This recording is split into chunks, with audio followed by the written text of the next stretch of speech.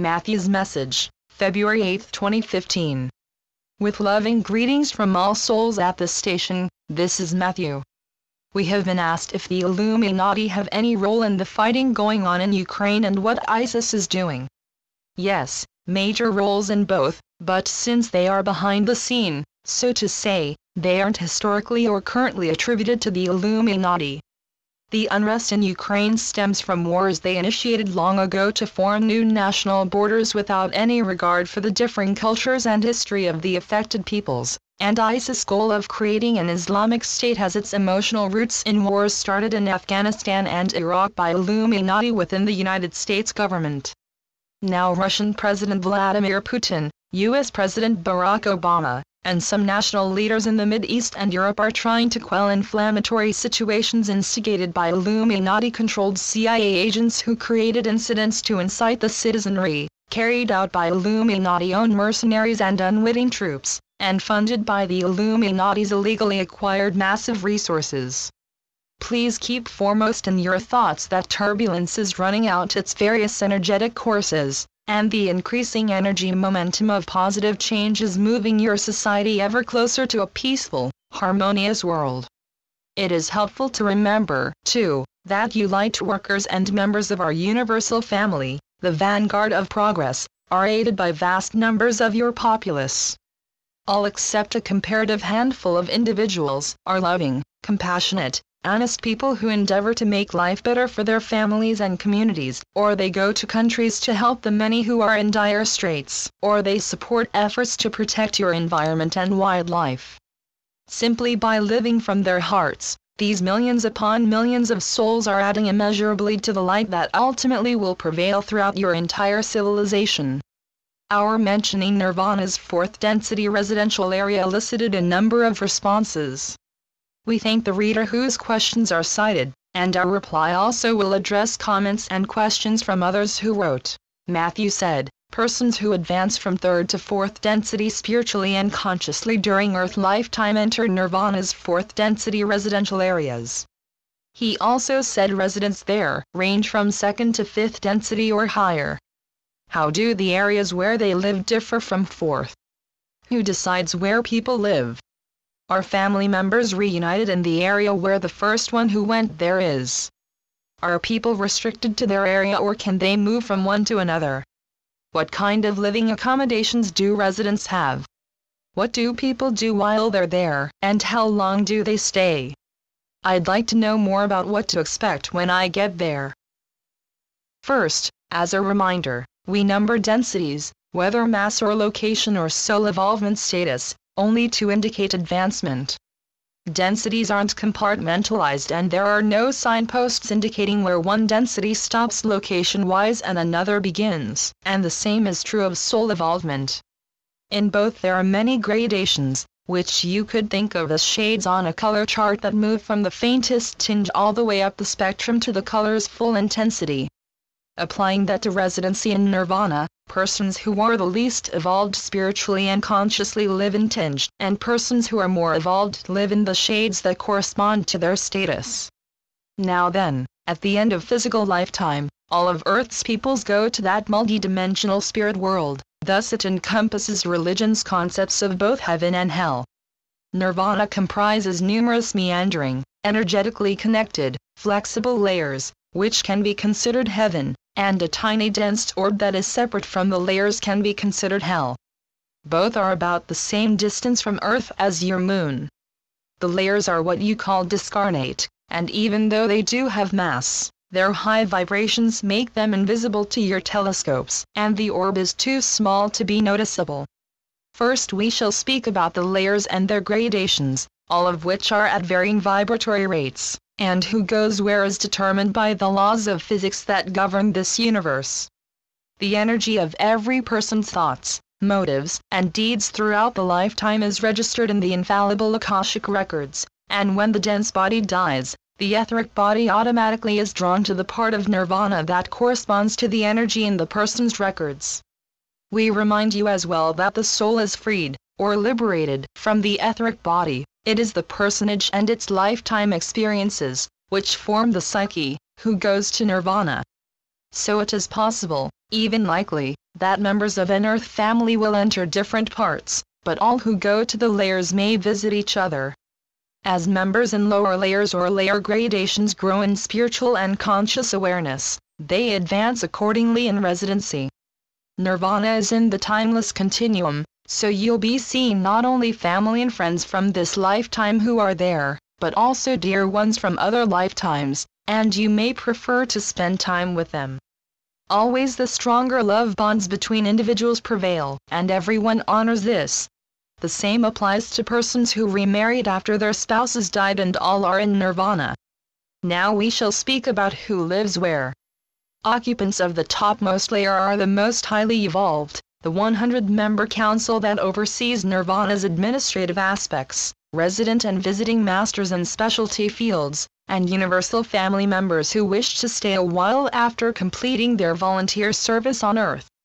Down a notch are the principals in charge of transition, customized healing and settling in assistance, childcare, education, employment, transportation, architecture and construction, entertainment, Earth monitoring, libraries and the fine arts.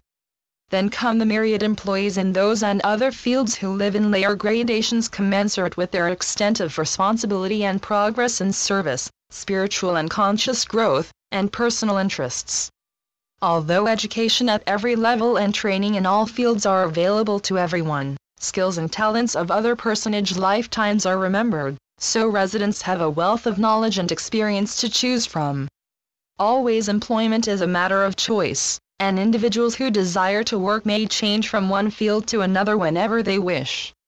Babies and young children enter fourth density. If close family members are living there or in higher layers, the children join them.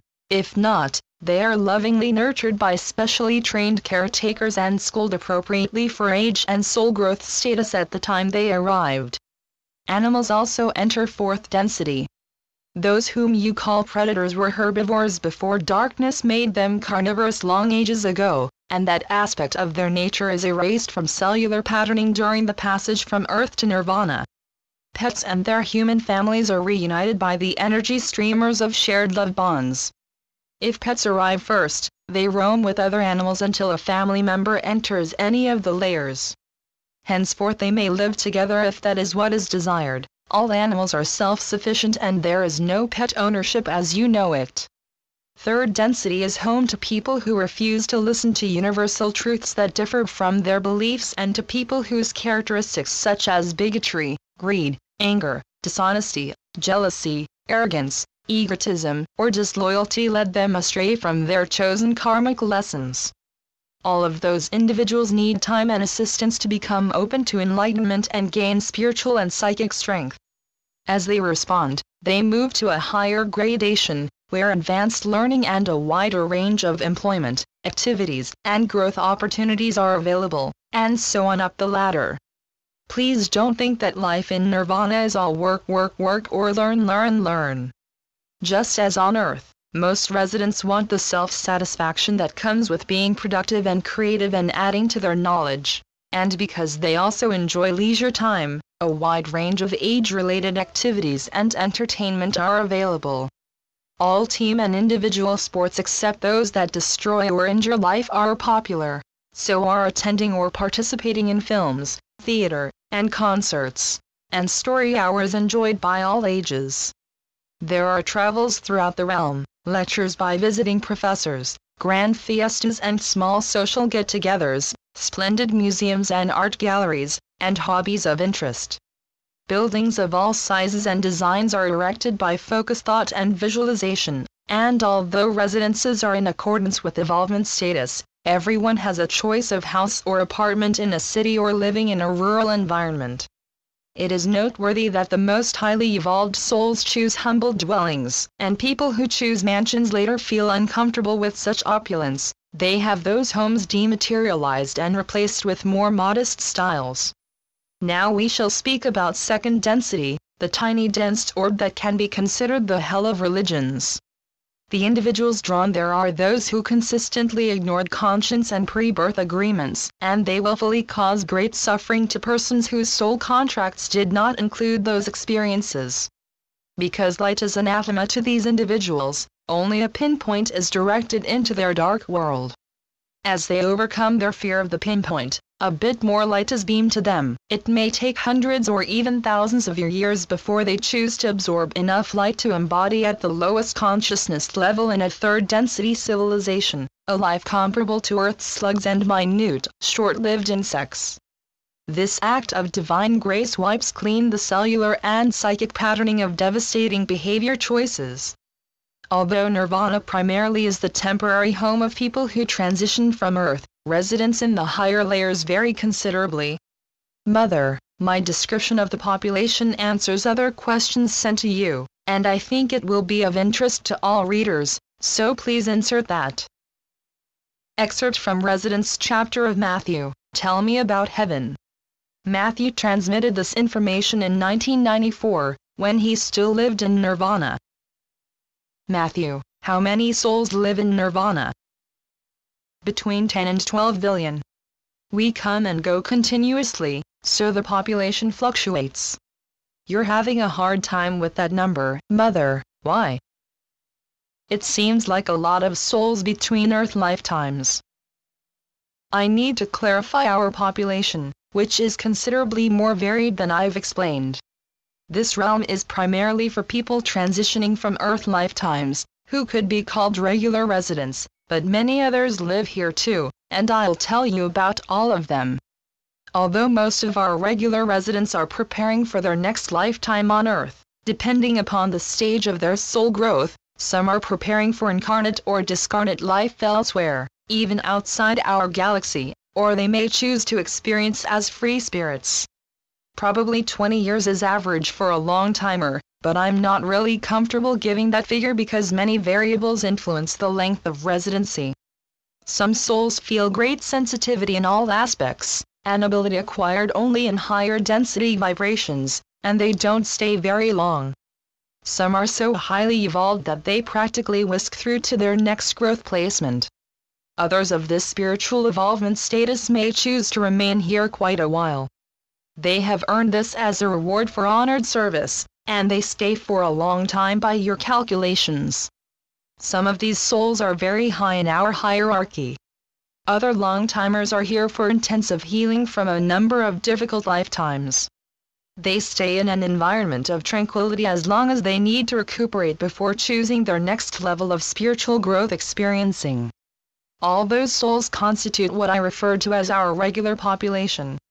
Another large part is transient. Some are free spirits, who come and go as their growth needs require. Matthew, excuse me, please. Remember, here free spirits are folks who seem to go blithely through life doing their own thing out of the mainstream. Is it the same there? Oh, no, Mother. Free spirit can mean only that no body, not even the etheric body, is necessary for residence of the soul. But in a larger sense it refers to the mental attitude or psychic approach to communion with God and the knowledgeable accomplishing of the pre-birth chosen mission. Either or both of these conditions constitute a free spirit lifetime. It's a different sort of learning process and is as necessary as any other lesson due to karmic cause and effect. I see. Thank you. You're welcome. Now then, others of our transients are teachers in specialty fields or students who come for selected education, and they leave when they have accomplished their purpose. Visitors come from other discarnate realms to further their spiritual growth and stay as long as their specific interests last. And there are many short-term vacationers, some from suprahuman civilizations. Nirvana is much more beautiful than many other discarnate realms, and, just like resorts on Earth, it attracts tourists. There is still another kind of resident here, souls who have taken on new bodies on Earth, but they reside here as well as there. Mother, this isn't weird at all, and there is good reason for these dual lives. When one is motivated toward studies, learning can be achieved far more rapidly here than on Earth. We have almost limitless superb resources and master teachers, and the entire environment is conducive to spiritual growth. What better place to gain knowledge and spiritual enlightenment with which to endow the new personage? Thank you, Mother. We have given an enlightening glimpse of life in nirvana, but no message can cover all facets of that world, like the personal reception of all arrivals and how they are affected by the thoughts and feelings of their loved ones on earth, the customized care given to all who arrive with traumatized psyches, the diverse environment in that spirit world, its republic form of governance, aging and de-aging, or the range of residents' manifesting capabilities. Although our messages never have been a platform for recommending the Matthew books, we make this one exception. Matthew, Tell Me About Heaven, offers comfort to people grieving the loss of a loved one and is an inspirational guideline for living. Light beings throughout this universe are cheering you ever onward and embracing you with unconditional love. Love and peace. Channeled by Suzanne Ward. www.matthewbooks.com